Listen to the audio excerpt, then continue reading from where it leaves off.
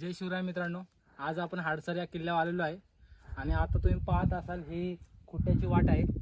मग या खुट्ट्याच्या वाटेने आज जाणार आहे आणि दुसरी वाट आहे ती पलीकडच्या साईडला आहे। पेठेची वाडी म्हणून तिथं गाव आहे, त्या गावातून सरळ गेलं का ते मेन दरवाजा तिकडनं येतो आणि आपण आता या हाडसर या गावाच्या पायथ्यासून वरती आलेलो आहे। आता आपण इकडनं चढणी सुरू गजाची वाट सहर करू चला। गजाची वाट आम्ही अशा रीतीने पूर्ण केली आहे। आता हा बुरुज आहे, त्या बुरुजापाशी चढायचं आणि पुढची वाट आम्ही आता सुरू करतोय। वरती चढलो की मारुतीचं छानसं मंदिर दिसतं, तिचं दर्शन घेऊन आपण आता पुढे निघूया। आता आपण आलो आहे शंकराच्या देवस्थानापाशी। तर हे पाहू शकता, हा नंदी आहे आणि हे आहे गणपती बाप्पा।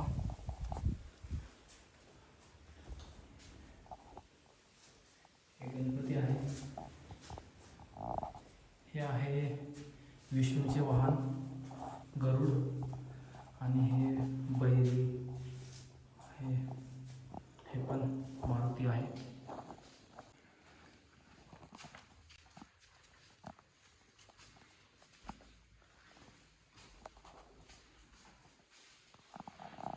आपण शंभू महादेवाच्या मंदिरापाशी आहोत। आता तुम्ही बघू शकता, आपण तिच्या बॅक साईडला आहोत आणि आता तुम्हाला काही गोष्ट सांगतो की या किल्ल्याची निर्मिती कशी झाली।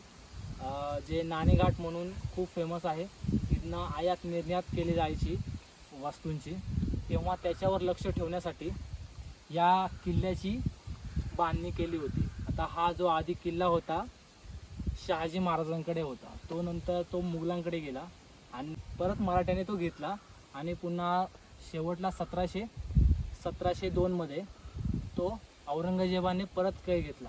शेवटच्या वेळेस मग जेव्हा आपले पेशव्यांनी तो किल्ला पुन्हा घेतला, नंतर जोपर्यंत इंग्रज यायच्या आजपर्यंत हा किल्ला मराठ्यांच्याच ताब्यात होता। पुढे निघालो की आपल्याला गोल तळ लागतं। आता ह्याच्यामध्ये आपल्याला खूप गाळ दिसतोय। आता पुढे गेलो तर आपल्याला काहीसे वेगळं दिसत आहेत। हे खूप दुर्लक्ष झाल्यामुळे खूप त्याची अवस्था खूप बिकट झालेली आहे। आता हे आहे कमानी टाकू।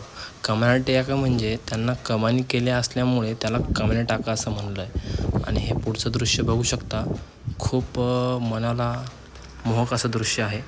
हे जे आपण बघतो आहे हे जे मेन दरवाजा आहे त्याचं हे दृश्य आहे। आता आपण मेन दरवाजाकडे जाऊया, पाहू। आपण बघू शकतो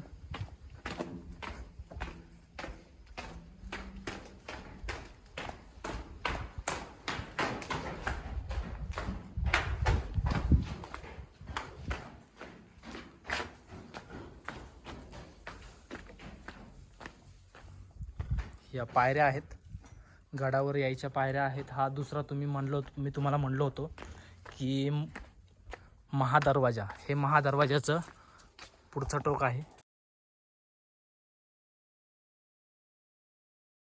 आता आपण यानंतर धान्याचे कोठारे बघत आहोत।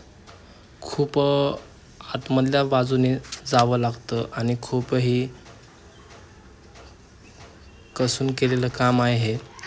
आता आतमध्ये गेलो आहोत तर असं दिसतंय की दगडी कोरून हे कोठारे बनवले आहेत। आता ह्याचं दृश्य बघितलं तरी तिन्ही बाजूनी तुम्हाला कोठारे दिसतील। आता आपण एका कोठारामध्ये जाऊन पाहूया।